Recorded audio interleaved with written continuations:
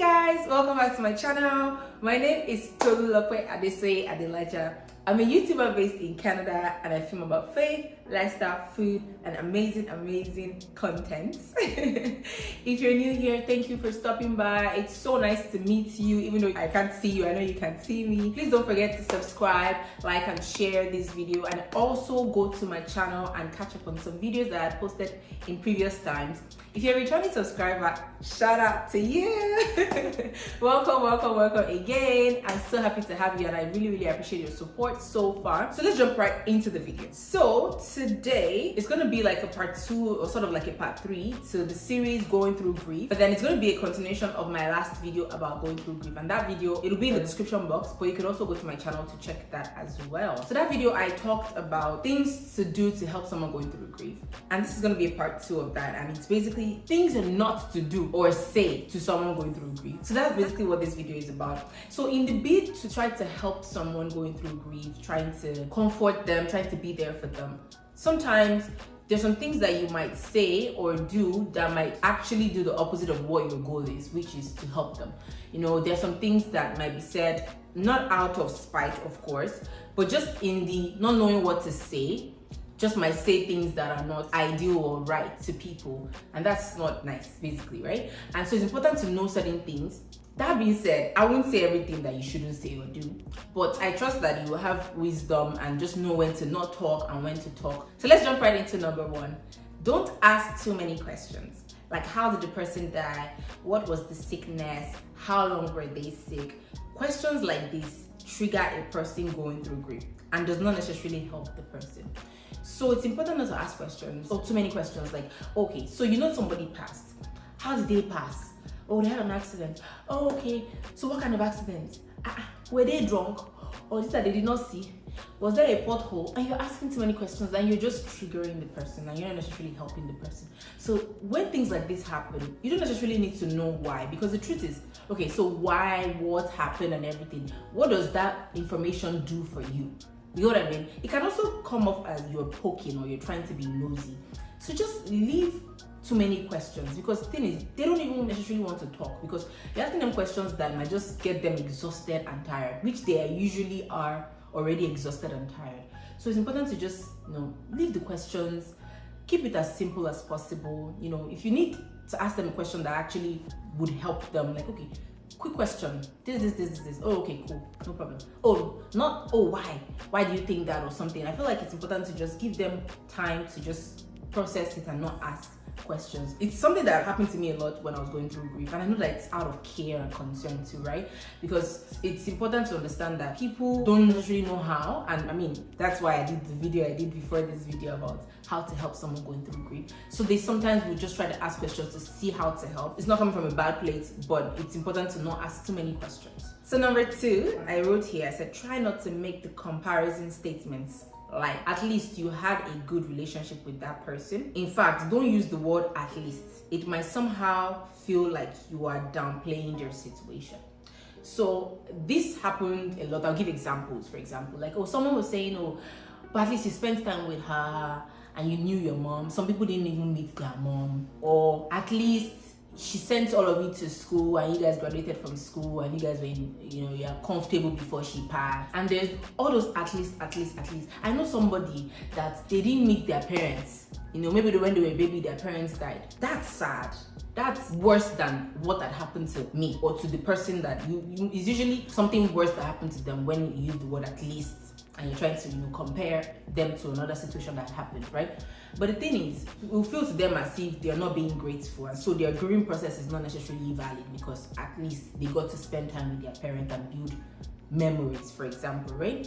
Or at least you were in a good relationship with your parent before they passed, or that person or that friend that passed. So I know some people that they don't talk to their parents anymore, that their parents passed. That's a little bit more difficult. Try not to compare their situation to anybody else. Try to leave it as it is. Don't try to make them feel like they're in a better position, because the truth is, at that moment, they don't feel good. They're not in a good position. So don't try to compare them to someone else to make them feel like their grief is invalid. That's a very, very important thing. So don't compare them to anything. Just understand their process. And so I would even have to talk about this part as well. So it also comes to play when someone loses a friend and they'll be like, if you are crying like this, what do you want the parents to do or the younger ones to do or something like that, right? No, people go through grief differently. So you need to cease comparison when it comes to grieving and don't make them feel worse than they already feel. Because a lot of people already have it in their head that they're still trying to figure out how they're reacting to it. And so emphasizing on certain things would definitely not help them. Okay, so number 3, don't beg them to stop crying or stop expressing how they feel. Don't say be strong. That's their weak season and it's okay for them to go through the process.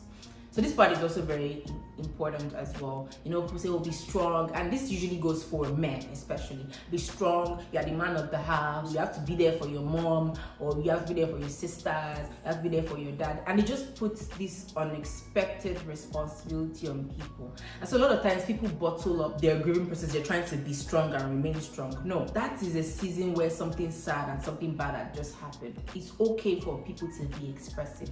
Let them express how they feel. Let them cry. Let them talk, let them, you know what I mean? You can just be there to rub their back, give them hugs, make sure that they eat and stuff and not focus on why are you crying? You've cried yesterday, now you're crying today again. Be strong and all that kind of stuff. Those things don't necessarily help.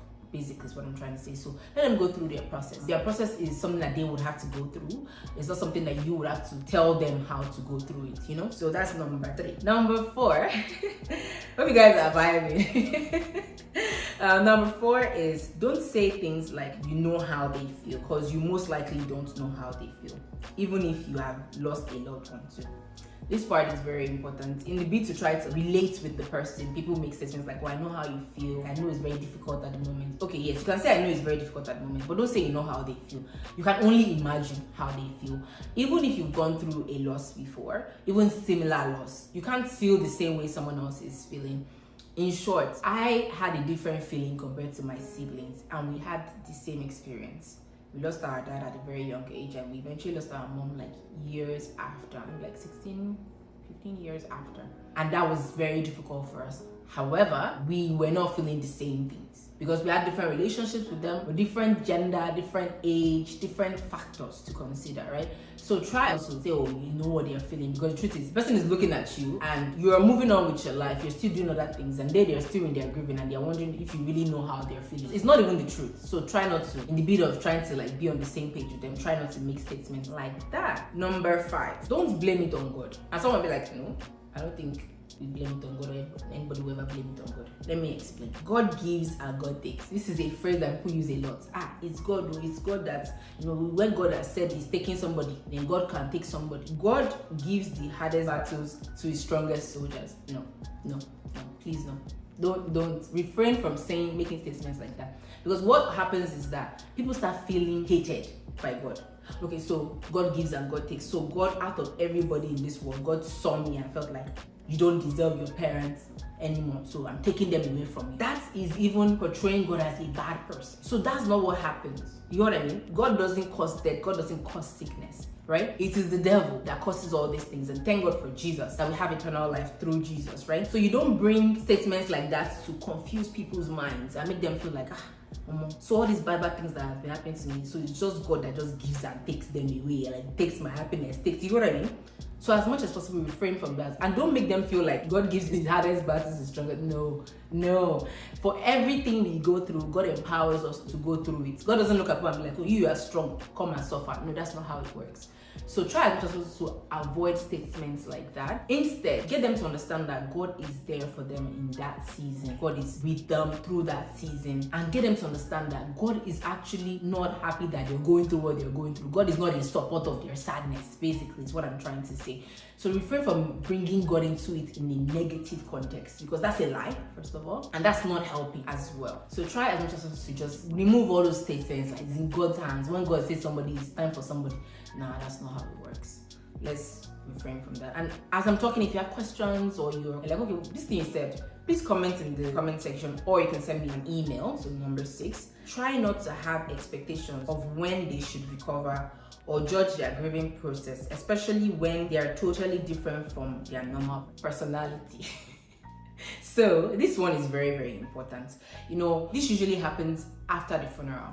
Everybody's like, okay, no, we've done the funeral now, everybody should be back to normal. But usually that's even the time where things get more heated, because it's like, everywhere is quiet. Everybody has gone back to their normal. And so the grieving is really just hitting at that point, right? And so it's not your place to be like, and still at this point, like months in, years in, you're still sad that the person is gone, but are emotionally attached to people and invested in people, right? So it's important to understand that there's no clear cuts, like, okay, after 2 months, you should be done going through grief. And after 5 years, you should be done going through grief. There's no rule on how long it takes for people to go through grief. So don't feel the need to make statements that make them feel like you're still here, you're still sad, you're still this, you're still that. It doesn't help. It ties in with the strong and being strong. At this point, you should be strong and all that, right? Just don't even think about it. Don't mention things like that. And then the last one would be, try as much as possible not to make it seem like their grief is an excuse. So this one is very important. And the reason why it's important, it ties to number 6 as well. Because a lot of times when people are going through grief, they're different from their normal self. And so they're more, it depends. Sometimes they're more chatty, because I had seasons where I was very, very chatty and whatnot. And then I had seasons I literally didn't want to talk to anybody. I just wanted to be on my own. I was so much in my head. I was going through a whole lot. And so I was always sad, down, exhausted, depressed, everything, really.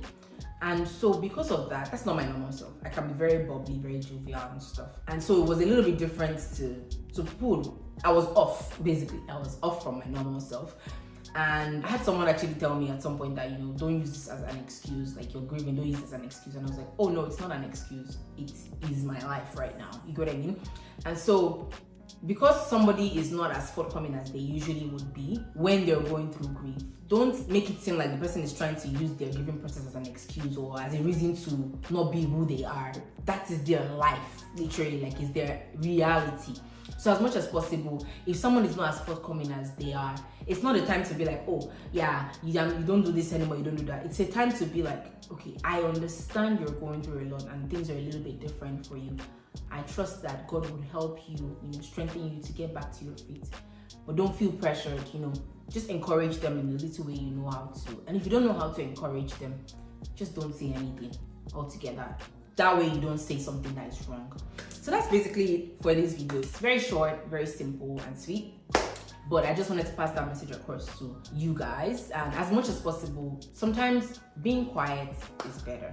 Being silent is better when someone is going through grief. Sometimes you don't have to say anything, especially when you don't know what to say. The safest thing to do is to just be quiet, just be there, right?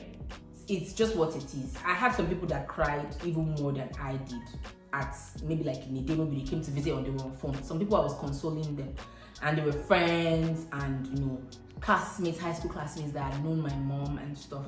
And there was someone like, I just don't know what to say. And the person was just crying. I was like, it's okay. I know. Like, sometimes you just don't know what to say, right?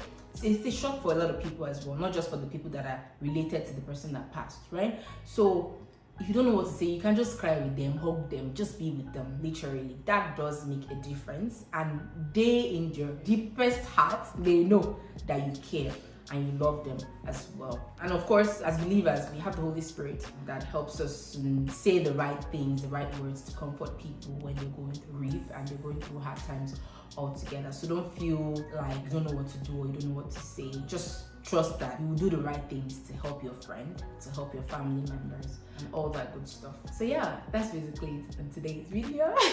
If you enjoyed this video, leave in the comment section, like this video, share this video to someone as well, just to educate them. Also check my previous videos as well, and the ones you find helpful or you feel like will be helpful to other people, please share, subscribe, support, and all of that good stuff. Also, don't forget to follow me on Instagram, Tolulokwe Adesei Adelaja on Instagram as well.